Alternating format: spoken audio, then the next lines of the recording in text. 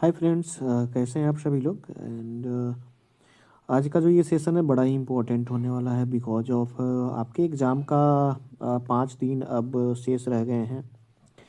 तो ये 5 days and we have 5 subjects. Okay, तो इन 5 दिनों में हमें कैसे तैयारी करनी चाहिए, तो इसी पर मैं आज आपको बताने वाला हूँ सबसे शॉर्टकट तरीका जहाँ से आप मतलब कि बेस्ट मार्क्स आप ये प्राप्त करेंगे। ठीक है, तो चलिए सबसे पहले क्या करते हैं, इस टॉपिक में हम लोग बात करने वाले हैं इंग्लिश के ऊपर। और मतलब सबसे पहले आपको ये प्रॉमिस करता हूँ कि मैं जो चीज़ें बता रहा हूँ आप उसे करके देखिए। 80+ आपके मार्क्स आ जाएंगे, 80+ की गारंटी ले रहे हैं। और ये मात्र 5 दिन के पढ़ाई में होगा, मात्र 5 दिन के पढ़ाई में। ओके, तो चलिए फिर देखते हैं। सबसे पहले तो बात कर लेते हैं ऑब्जेक्टिव की। ऑब्जेक्टिव में क्या क्या पढ़ना है और क्या क्या नहीं पढ़ना है। ठीक है, क्योंकि आज के ज़माने में मतलब सब कुछ स्मार्ट हो गया है, तो फिर हमारी पढ़ाई भी होनी चाहिए स्मार्ट। स्मार्ट स्टडी अगर है तो फिर तो आप बेटर स्कोरिंग भी होगा, जो आपका स्कोरिंग होगा वो भी स्मार्ट स्कोरिंग होगा। ठीक है, तो चलिए इम्पोर्टेंट क्या है, इन 5 दिनों में आपको क्या पढ़ना चाहिए, ये सबसे ज़्यादा इम्पोर्टेंट बात है। तो ऑब्जेक्टिव के लिए आपको क्या करना है, चैप्टर और उसके जो ऑथर हैं इनको देख लीजिए। जैसे कि कौन सा चैप्टर है और उसके राइटर या फिर पोएट जो भी हैं उसको देख लीजिए। चाहे राइटर हो उसके या फिर पोएट हो, जो भी हैं उनको देख लीजिए। एंड सेकंड चीज़ क्या, इससे तो आसानी से आपको 10 क्वेश्चन आ जाएंगे। ठीक है, आसानी से 10 क्वेश्चन आएंगे। मैं बता रहा हूँ कैसे। ये जरूरी नहीं है कि एक मतलब चैप्टर और अथर के ही नाम आते हैं, उनसे रिलेटेड भी जैसे उनके नेचर वगैरह के बारे में पूछ लिया जाता है। वो किस प्रकार के कवि हैं, किस प्रकार के लेखक हैं, ये चीज़ें पूछ ली जाती है। तो पहले तो जो चैप्टर है वो और उसके जो मतलब अथर है ये देख लीजिए। दूसरे में क्या करना है, पोएम। और पोएम का नेचर क्या है, यानी कि यहाँ पर पोएम के नेचर कहने का मतलब है कि कविता से मतलब किस प्रकार की जानकारी मिलती है, वो कविता हमें किस टाइप की नॉलेज देती है, विच टाइप ऑफ नॉलेज। तो ये चीज़ें थोड़ा सा आप प्रैक्टिस कर लेंगे, विच टाइप ऑफ नॉलेज। ठीक है, ये थोड़ा सा आप लोग देख लीजिएगा। हिंदी में ही लिख देते हैं, किस प्रकार की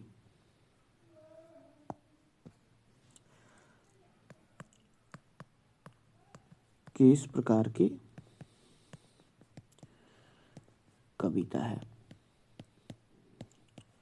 या कहानी है, जो भी है। बट आपको पोएम पर ही फोकस करना है। कहानी एक तो लंबा है, बड़े बड़े चैप्टर हैं और फिर ज़्यादा समय आपका लॉस होगा, टाइम हमारे पास कम है।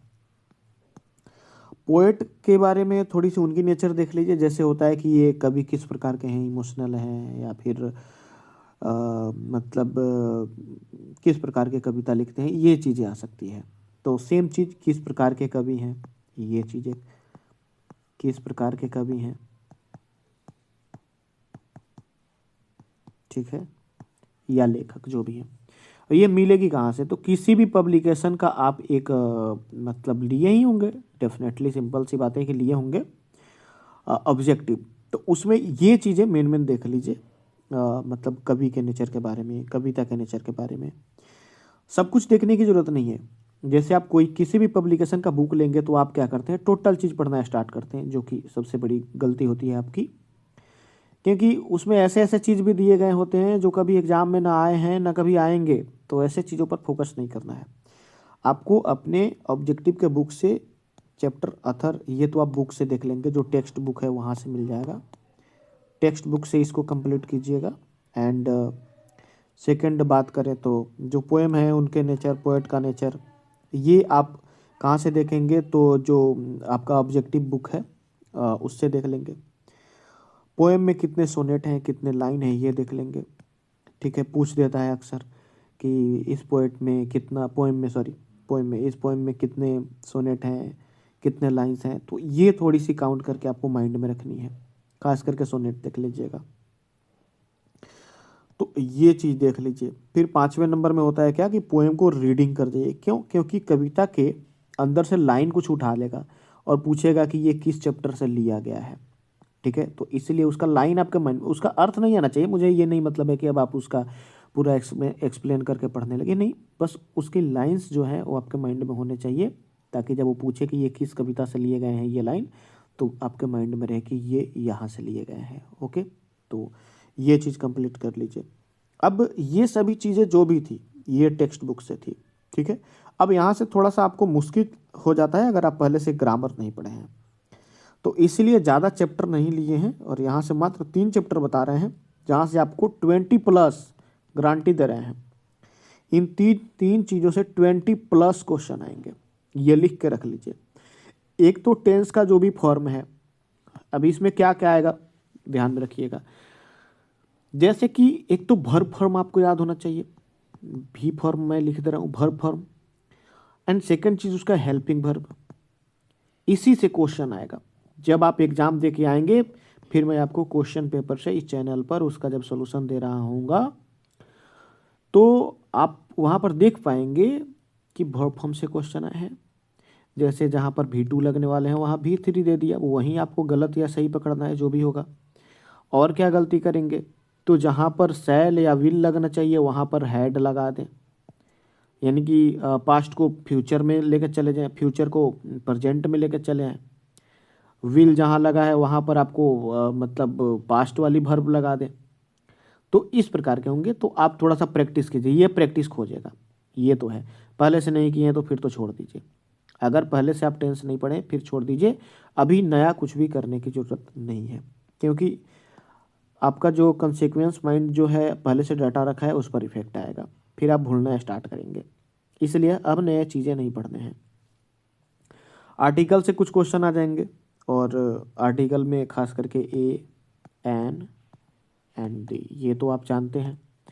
तो आर्टिकल के बारे में थोड़ी सी देख लीजिए, और फिर लास्ट में वॉइस। वॉइस इसलिए मैं प्रेफर कर रहा हूँ क्योंकि वॉइस 2 होते हैं, एक एक्टिव होते हैं और एक पैसिव, ये आप जानते हैं। एक्टिव और पैसिव होते हैं। तो आपने टेंस पढ़ लिया तो टेंस से ही आपका एक्टिव हो गया, क्योंकि एक्टिव ही टेंस है। अब पैसिव में क्या है, सब में V3 लगता है।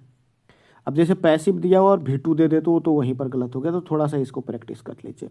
बाकी अगर आप पढ़े ही नहीं है ग्रामर फिर छोड़ दीजिए, ऊपर में जितना ये बताया वो कर लीजिए। अब समय नहीं है, अन्यथा मैं इसे करा ही देता। तो आप लोग बुक से प्रैक्टिस कर लीजिए। अब रहा यहाँ पर सब्जेक्टिव कहाँ कहाँ से क्या क्या आएगा, आप देख लीजिए उसको। जैसे एक ऐसे आएगा, अब हम जानते हैं कि ऐसे आप लिख नहीं पाएंगे, बट छोड़ने से भी तो क्या फ़ायदा। इसको सबसे लास्ट में लिखिए अगर आपके पास समय बचा है। जो भी चीज़ें आपको नहीं आती है सबसे लास्ट में लिखिए। अभी ये कैसे लिखेंगे, तो जैसे मान लीजिए कि दीपावली पर आ रहा है, ओके, दीपावली पर पूछ दिया, तो आप दीपावली को लेकर के हिंदी मीडियम में कुछ कुछ चीज़ें माइंड में सोचिए, हिंदी में आसान आसान लाइन, बस उसी को क्या कीजिए, ट्रांसलेट कर दीजिए। हो गया आपका। मतलब छोड़ने से तो बेहतर है कुछ तो लिखें। तो जैसे दीपावली या फिर किसी भी चीज़ के बारे में पूछ रहा है तो आप आसान आसान शब्द लाइए। जैसे दीपावली, दीपावली एक पर्व है, इतना छोटा छोटा का तो ट्रांसलेट कर ही पाएंगे। दीपावली भारत में मनाया जाता है, दीपावली विश्व में भी मनाया जाता है। मतलब ना करने से करना बेहतर, ठीक है। दीपावली को हम लोग मतलब मनाते हैं, ऐसे ऐसे करके कुछ कुछ लिखिए तो सही, ठीक है। एक्सप्लेन कैसे करना है, अब एक्सप्लेन में क्या होता है कि जैसे कि आप लोग बाकी 10th क्लास वगैरह में तो पढ़े होंगे, जैसे हिंदी में आप एक्सप्लेन करते थे। प्रस्तुत पंक्ति मतलब कि फलनवा चैप्टर से फलनवे कवि के द्वारा या फिर लेखक के द्वारा मतलब लिखा गया है, इस पंक्ति के माध्यम से कवि ये चीज़ बताना चाहता है। तो इतना आप इंग्लिश में लिख देंगे। बाकी जो जो भी लाइन है उसी लाइन को मतलब थोड़ा मोड़ा तोड़ मोड़ करके लिख दीजिए, ठीक है। और अगर आपको ये चीज़ इंग्लिश में नहीं लिखना आता है कि मतलब ये लाइन प्रस्तुत पंक्ति फलानवा चैप्टर से लिया गया है जिसके लेखक ये हैं और इस पंक्ति के माध्यम से लेखक ये कहना चाहते हैं, ये सब में चाहे कोई भी एक्सप्लेन करने के लिए मतलब लाइन हो, लेकिन इतना तो लिखना ही है। अब इसके बाद से ना हम चेंज करेंगे कि इस पंक्ति के द्वारा कभी ये बताना चाहता है, और वहाँ से हम एक्सप्लेन करेंगे। बाकी ऊपर तो ये फॉर्मेलिटी लिखनी होती है। तो अगर ये आपको इंग्लिश में नहीं आती है फिर तो आप 9097991085 पर व्हाट्सएप कर दीजिए, मैं उसका उतना फॉर्मेट दे दूंगा, मतलब उतना तो सेम लिख ही देना है, उसके नीचे उस लाइन को एक्सप्लेन करेंगे। समझ में आ रहा है ना? तो कुछ मार्क्स यहाँ से भी मिल जाएंगे। अब एक्सप्लेन जो है दो दो होते हैं, ठीक है, एक कविता से होकर आते हैं और एक मतलब कहानी से लिए जाते हैं। तो कहानी को छोड़ दीजिएगा, क्योंकि कहानी तो अब पूरा लाइन आपका माइंड में है नहीं, लेकिन कविता यहाँ पर मैं आपको बोला भी था, लाइन बाय लाइन कहाँ गया, यहाँ पर, यहाँ से दोनों का काम हो जाएगा। अगर पोएम को आप लाइन बाय लाइन रीड कर लीजिए तो ये तो पता है ना कि किस कविता से लिया गया है, तो ये चीज़ तो आप बता ही सकते हैं कि प्रस्तुत पंक्ति फलानवा कविता से लिया गया है, जिसके लेखक सॉरी कवि ये हैं, और इस पंक्ति के माध्यम से कवि ये बताना चाहता है, तो इतना तो आप कर ही लेंगे, ठीक है। बाकी एक्सप्लेन उसी लाइन को एक दो लाइन इधर उधर करके लिख देंगे। तो आप एक एक्सप्लेन जो है जो कि कविता से आएगा उसको लीजिएगा और एक को छोड़ दीजिएगा जो कहानी से होगा, ठीक है। एप्लीकेशन इच्छा हो तो आप इसको भी लिख सकते हैं, क्योंकि फॉर्मेट तो सेम होगा ना जो मैं यहाँ पर दूंगा आपको व्हाट्सएप पर, तो उतना लिख के और कुछ कुछ उसी को लिख दीजिएगा। अरे जो ही 2 नंबर मिलेगा मिलेगा, 1 नंबर मिलेगा मिलेगा, सिंपल बात। अब है एप्लीकेशन के बारे में। तो एक तो एप्लीकेशन आप सीख ही लीजिए अगर नहीं सीखे हैं तो, इतना चूंकि नया तो अभी से कुछ करना है नहीं, बट एक एप्लीकेशन सीख ही लीजिए। और एप्लीकेशन मतलब क्या, प्रिंसिपल को लेकर के देख लीजिए, खास करके एक आता ही आता है, ज़्यादा चांस होता है, ठीक है ना। प्रिंसिपल को लेकर के देख लीजिए, तो एक तो प्रिंसिपल को लेकर देख लीजिए, बाकी तो नहीं हो जाएगा, प्रिंसिपल से ही आ जाएगा, क्योंकि कितना याद कीजिएगा, समय नहीं है। तो एक प्रिंसिपल पर देख लीजिए, कुछ भी है ऐसे हम लिख दीजिएगा, कुछ नंबर आपको मिल जाएंगे। क्वेश्चन एंड आंसर की बात करें तो क्वेश्चन और आंसर जो है ये तो किताब से लिए जाते हैं, और मुझे लगता है कि इसके लिए चैप्टर आप डीपली पढ़ेंगे तो फिर इसको कर पाएंगे, बट उसका भी तरीका मैं बता रहा हूँ, उसी को थोड़ा सा इधर उधर करके लिखिए, मतलब समय लास्ट में बचे तो ये लास्ट में, ये सबसे लास्ट में, ठीक है ना। जैसे सबसे लास्ट में मैंने कुछ चीज़ें बताई थी, जैसे कि ऐसे को ले जाइए अगर आपको नहीं आता है तो, और सबसे लास्ट में दीजिए इसको क्वेश्चन एंड आंसर को, कुछ कुछ लिखिए। अब यहाँ पर आता है जो आपको 100% मार्क्स मिलेंगे यहाँ से। एक 6 नंबर में क्वेश्चन आएगा जहाँ पर आपको देगा कि निम्न में से किन्हीं 3 का जवाब दीजिए। 6 क्वेश्चन होगा, जैसे कि आप यहाँ पर देख रहे हैं ABCDEF, 6 हुए, इस 6 में से 3 को ही दे देना है। समरी पर क्यों इतना ध्यान देंगे, तो कुछ कहानी से समरी आते हैं, कुछ कविता से समरी आते हैं, इस पर फोकस करने की जरूरत नहीं है, क्योंकि समय ज़्यादा लैप्स होगा, हमको 3 देने हैं ना।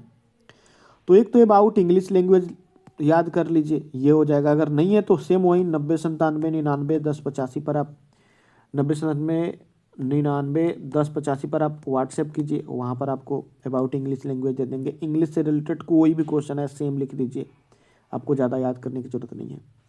एक होता है इस साइड में आपको चैप्टर होंगे, और इस साइड 1 2 3 में ये होंगे, आपको मिलान करना होगा, ठीक है, ये करने के लिए आता है। तो एक तो इसको देख लीजिए आप लोग, और ये मैं ऊपर बताया था ना मैं, हाँ बताया था, जो भी हैं ऑथर और चैप्टर उसको देख लेने को, ठीक है। तो एक तो हो गया ना, आपको 3 करने हैं, एक ये मैच जो कि कहानी से आएगा, एक ये मैच जो कि कविता से आएगा, मैच मतलब कि मिलान करना, ठीक है ना। तो 2 तो हो गया, अब बचा एक। तो या तो आप एक कहाँ से हो तो गया, C नंबर में आप अबाउट इंग्लिश लैंग्वेज लिख ही दे रहे हैं, तो ये कंप्लीट हो गया। अब पैसेज आता है या फिर प्रेसिस, तो पैसेज देखिए अगर हो पा रहा है तो ठीक है, नहीं तो छोड़ दीजिए। पैसेज में देखिए 4 क्वेश्चन होते हैं, अगर चारों आपको मिल जाते हैं कहाँ से, पैसेज से, इसके उत्तर पैसेज में ही होते हैं। हिंदी में आप लोग दिए होंगे 10th क्लास में या संस्कृत में, तो सेम यहाँ पर भी होता है। तो पैसेज में देख लीजिए जो 4 क्वेश्चन हैं, चारों के आंसर मिल जा रहे हैं आसानी से, तो ठीक है, अन्यथा ये प्रेसिज लिख लीजिए। कैसे लिखा जाएगा मैं बता रहा हूँ। जैसे अगर लिखा है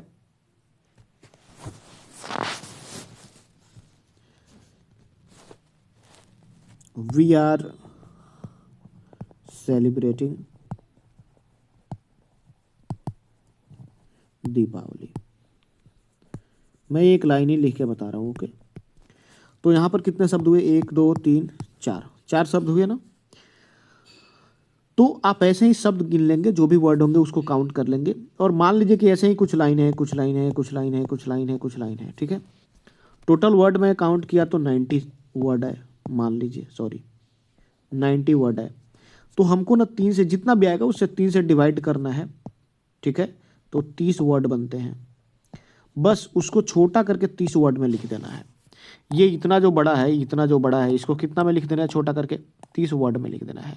अब आप या तो दो दो तीन तीन वर्ड लाइन को जो है, सेंटेंस को जो है वो क्या कीजिए, कंबाइन कर दीजिए। कंबाइन करने नहीं आता है फिर तो उसका यही सोल्यूशन है, क्या करें, आपको जो मेन मेन लाइन लगे उसको लिख दीजिए, एक दो लाइन बीच बीच में छोड़ छोड़ दीजिए।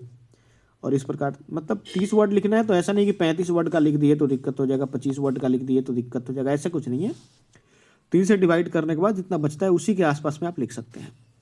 तो एक तो उसको मतलब इसको हिंदी में संक्षेपण कहते हैं, यानी कि उसको संक्षिप्त कर देना है, ठीक है। तो एक तो हमने संक्षिप्त कर दिया, कैसे करना है ये अभी मैं बताया। अब देखिए ये क्या टेरर के बारे में बता रहा है, टेरर के बारे में, आतंकवाद। तो टेरर वर्ड ज़्यादा आ रहा है तो वहीं लिख दीजिए इसका नाम, क्योंकि एक उसका ना सूटेबल टाइटल देना होता है। टाइटल यानी कि अगर मान लीजिए कि एक कहानी है तो उसका नाम क्या होना चाहिए। तो अगर वो पूरी कहानी जो है टेरर के बारे में, आतंक के बारे में है, तो हम टेरर कहानी का नाम लिख देंगे। पूरी अगर कहानी अगर गांधी जी के बारे में है तो हम गांधी जी लिख देंगे। पूरी कहानी अगर दीपावली के बारे में है तो हम टाइटल नाम देंगे दीपावली। मतलब समझ रहे हैं ना। तो इस प्रकार जो है आप आसानी से 80+ स्कोर कर सकते हैं इस 5 दिन के अंदर में। फिर मैं आज से ही आप इंग्लिश पर लग जाइए, और जो जो चीज़ें बताया हूँ मैं ये देख लीजिए, यही आएगा 100%, ठीक है। तो आप देख लीजिए इसमें से क्या क्या आपका पहले से मतलब तैयारी है, और जो तैयारी नहीं है आप उसको क्या कीजिए, तैयारी करना स्टार्ट कर दीजिए, ठीक है। शाम तक एक और वीडियो मैं अपलोड कर दूंगा जिसमें हिंदी को लेकर के बताएंगे कि हिंदी में आपको क्या क्या देख लेना चाहिए, ठीक है। और फिर एक कल अपलोड करूंगा जिसमें आपको SST से रिलेटेड होगा, आर्ट्स के जो भी सब्जेक्ट हैं उसको आप लोग देख लेंगे। और इस प्रकार आपका नैया जो है, प्रयास कर रहा हूँ पार लग जाए। तो मैं आपकी नैया के बारे में सोच रहा हूँ, आप भी वीडियो को लाइक कर दीजिए, अगर सब्सक्राइब नहीं किए तो सब्सक्राइब कर दीजिए, क्योंकि एग्ज़ाम बाद जो है आंसर की यहाँ पर आपको अवेलेबल होगा, सबसे पहले आंसर की मिलेगा। आप एग्ज़ाम देने के बाद आकर के चेक भी कर सकेंगे। एंड थर्ड चीज़ की इसको शेयर कर दीजिए ज़्यादा से ज़्यादा लोगों में, ताकि सब्सक्राइबर बढ़े तो मेरा भी थोड़ी सी उत्साह बढ़े और मैं भी इस पर कंटिन्यू काम कर सकूं। और एक और चीज़, अगर ये आपको PDF चाहिए, जो भी मैं ये टॉपिक वगैरह देकर बताया हूँ, तो ये PDF अगर आपको चाहिए तो आप सेम इस नंबर पर व्हाट्सएप कर दीजिए। ये पूरा जो अभी भांगे हैं ये भांगा हुआ नहीं मिलेगा, बस क्या क्या आता है एग्ज़ाम में ये चीज़ें छोड़ करके बाकी सभी चीज़ें हटा दूँगा।